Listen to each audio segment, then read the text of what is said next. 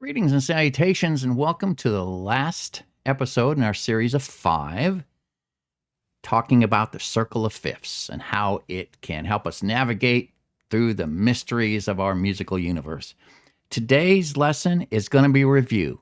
No new material. We've covered a lot in a short amount of time. And now I just want to go back and review some principles, give you some worksheets to do, something that will help you reinforce everything we've talked about so far. Now, I haven't taught this in a classic music theory type course like you get in high school or college. Basically, what I've done is I've given you the foundational knowledge that you need to exist in a musical universe right now. This stuff that I'm covering here would be towards the middle to the end of maybe a first or second year music theory course. Sometimes you just don't have that much time to learn something, do you? You need it now, don't you? Are you playing in church? Are you playing in a band? You need to know this stuff now. Well, the other stuff will come along. I'll be covering a lot of that stuff later in other podcasts. But right now, this is the core of knowledge that you need to exist right now in almost any playing situation that you're going to find yourself in. Now, if you don't understand any parts of what I'm talking about, do me a favor. Believe it first. Just believe it. What I'm told you here is the absolute truth. Later on, we'll go in and we'll fill in the gaps. But this stuff is a stuff I believe every church musician needs to know in order to be really successful in playing in today's contemporary church environment, in almost any pop band type situation. So, having said that, let's take care of some business, and then we will just jump right on into this. I can send you the workbook that goes with all 5 of these podcast episodes in this series for $12. All you have to do is email me and say, hey, I'd like that workbook. And I'll say, hey, here's my PayPal information. And you'll say, hey, let me email you, or let me send that $12 to your PayPal account. And I'll say, hey, I'll email this thing to you as soon as I get that money in the PayPal account. If you're watching an audio-only version of this podcast, then you'll really want this workbook because it's a pretty visually intensive podcast. And if you're just listening to it without having the benefit of watching it, like on this YouTube video, then you're going to want the workbook. All right? All that nonsense aside, let's jump into our lesson. Chapter 5, a pause for the cause. Reviewing this stuff so far. Let's get started. Chapter 1. Here's the worksheet for Chapter 1. You got to be able to do this. Draw the circle of fifths. Do it, like right now. Aren't you done? Have you started yet? Write the order of sharps and the order of flats. What is a saying that helps you remember these things? I'm mildly dyslexic, so silly sayings help me remember things. Like top line to the bottom line of the treble clef staff. Fat, dumb boys get everything. Spaces from on the bass clef, A-C-E-G, all cows eat grass. Got it? Bottom line to the top line treble clef staff. Even George Bush drives fast. Every good boy deserves fudge, etc. So whatever it takes, write these order of sharps and the order of flats in. And if you can't remember the funny little saying that goes for this, go back to Chapter 1. It's there for you. Chapter 2, Part 1, we talked about major scales. There's 12 points on the circle of fifths. Each one of these is a key. Guess what? Each one is also the name of the major scale that belongs to that key. Key of G, G major scale. And we use the circle of fifths to help us figure out what the notes in those major scales are. So if you're a little foggy on that, go back to Chapter 2 and review. You can go by Chapter 2 podcast, or you can look at the workbook, which you've bought. And I want you to write in the names of the notes for each of the 12 major scales using the circle of fifths. Notice I just have a plain old naked circle here. It's because I want you to draw the circle of fifths. Just do it. All right, then we have chords in the major scale. Well, we got our major scale. Each note in the major scale is the name of that note in the major scale, but it's also the name of a chord in that scale. It's going to be major or minor. With the seventh little weirdo guy, that's a diminished, that's a minor chord. But I have two tables here, the flat keys and the sharp keys. You know what I want you to do? Draw the circle of fifths. Fill it in again. Why? Because you need to. All right, and then you're going to fill in the names of each chord that you see in these charts here, in each key. And you're going to tell me if they're major or if they're minor. Remember, 1, 4, 5 is major. Everybody else is minor except the weirdo 7. He's diminished. Little m means minor chord. Leave the major chords alone. Nothing has to be put next to them. And whatever the diminished chord is, put a little 0 or a little O next to it. All right? Just do it. Go all Nike on it. Just do it. Now, related major scale, minor scale. All right. Every major scale has a related minor scale, right? Well, draw the circle of fifths. I know, again. Yeah, again. I want you to see this in your head, so just do it. It'll come second nature soon. Write out the notes for each of the 6 sharp keys in the major scales on the left and put their related minor scale on the right. The key of C is done for you as an example. You notice how I've highlighted the A, or I've circled the A and connected that to the A of the related minor scale. That's telling you that the 6th note of the C major scale is the first note of its related minor scale. Why are they related? They share the same key signature. So once you write out the major scale, use the very same notes for the minor scale, but just start on the 6th note of the major scale. So key of C, no sharps, no flats. The 6th note is an A.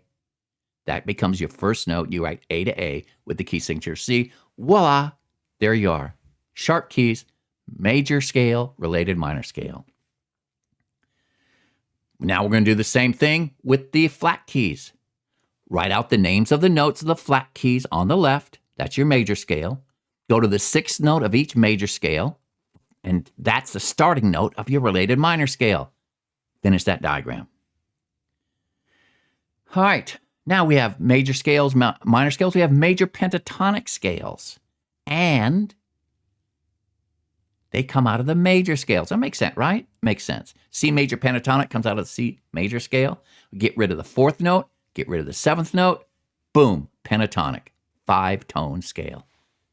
You know the drill. Draw the circle of fifths and finish this diagram out. Finish this chart out. Do the same thing with the flat keys. I've shown you how to do it in the C major scale. Do the same thing with the flat keys. Write out the names of the notes of the flat keys on the left, and on the right side of this chart, just dump the 4th and the 7th note, and the notes you're left over with, well, that's your major pentatonic key for that scale. Now, remember I said we have related major and minor scales? Well, we have related major pentatonic and related minor pentatonic as well.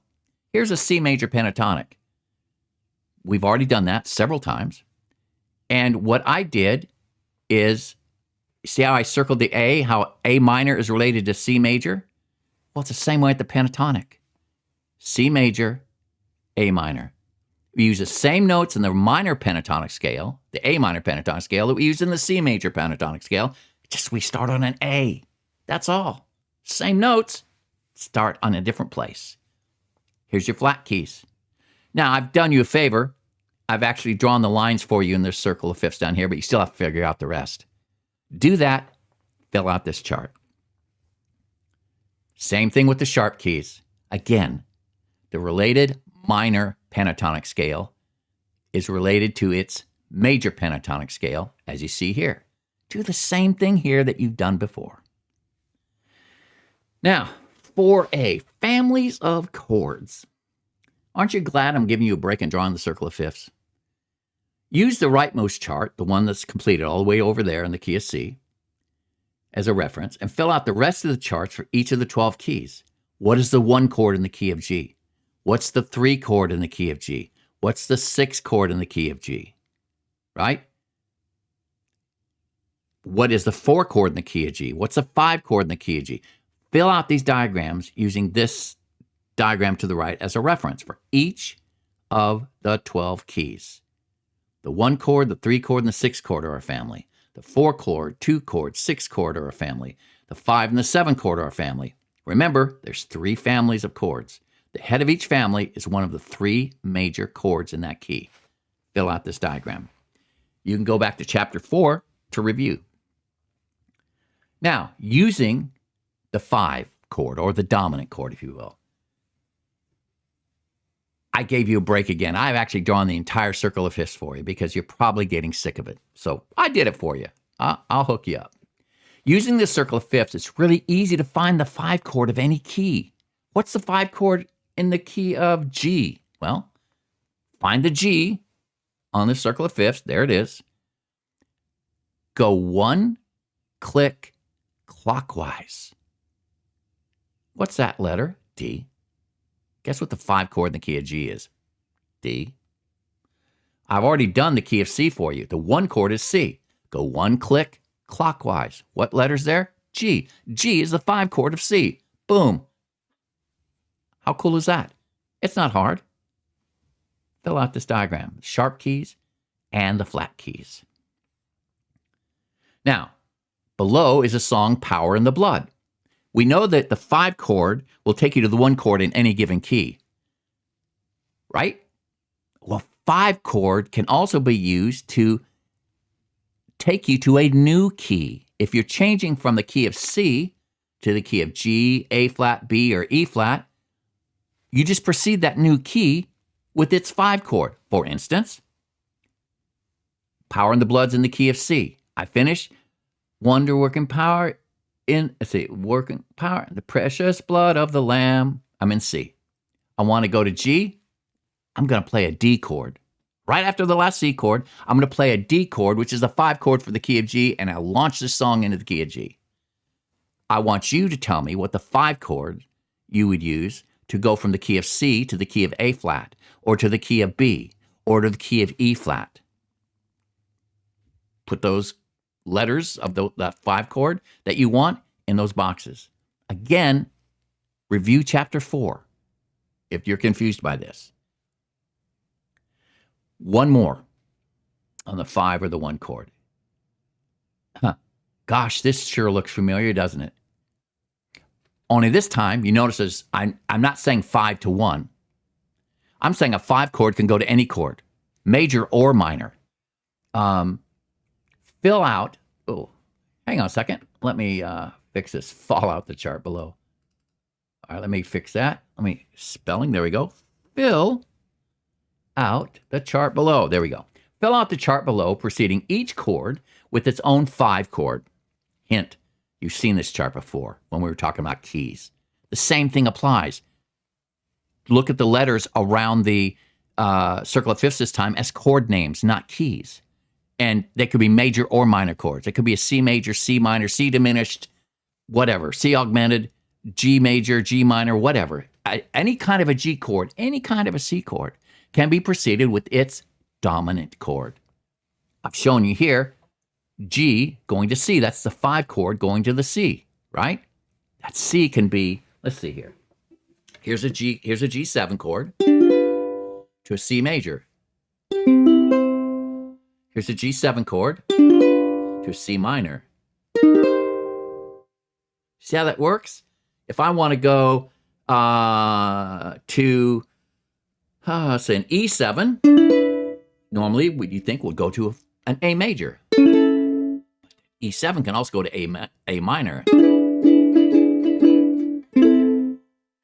So it doesn't matter what kind of chord your destination chord is. Any chord can be preceded by its dominant chord. And that's what this is all about.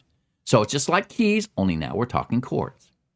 One little thought down here is notice how the last chord on the left in this sharp column is F sharp. You precede the F sharp with its 5 chord, which would be a C sharp. Well, that's a C sharp is the same thing as D flat, so I just added it to the circle of fifths here. But other than that, this should be a piece of cake to figure out. So, parting thoughts. These 5 short lessons contained a ton of information. One of my kids told me one time, he says, Mr. Garwood, it's like we're on a sidewalk and you turned a fire hose on full blast and blew us off the sidewalk. I get it. It may appear to be a bit overwhelming. My advice would be to first practice drawing the circle of fifths, because that's the core of all this stuff. Practice drawing the circle of fifths until you can do it in your sleep. Then go back to each of these short lessons and really think about them, doing your best to see how you can use a circle of fifth to help you determine key signatures, major minor scales, major minor pentatonic scales, the chords in each key, and why the 5 chord is so necessary. And if you can master these principles contained in these lessons, you will have so much information at your fingertips every time you sit down to play. Now, right now, I get it. This is just knowledge and information. This isn't something yet that will help you as a player. It'll help you understand the music that you're reading and that you're playing. But how can this help you as a player? Like, oh my gosh, doing solos or trying to use a melody to figure out what key something. There's a ton of ways to apply this stuff, and that's going to be in a series of lessons coming up soon, where I'm going to show you how to use this information as a player to help you with your improvisational playing, to help you with being able to sit down and sight read a piece of music at the drop of a hat. Important stuff. So until then, take a chill pill, go get a cup of coffee or a Coke or soda or whatever. Relax, continue to practice drawing the circle of fifths, and you might want to revisit these lessons a time or two just to keep this stuff in the front of your skull, because there's going to be more lessons coming up down the road that will build on this stuff. All right, Mr. G, I am out of here.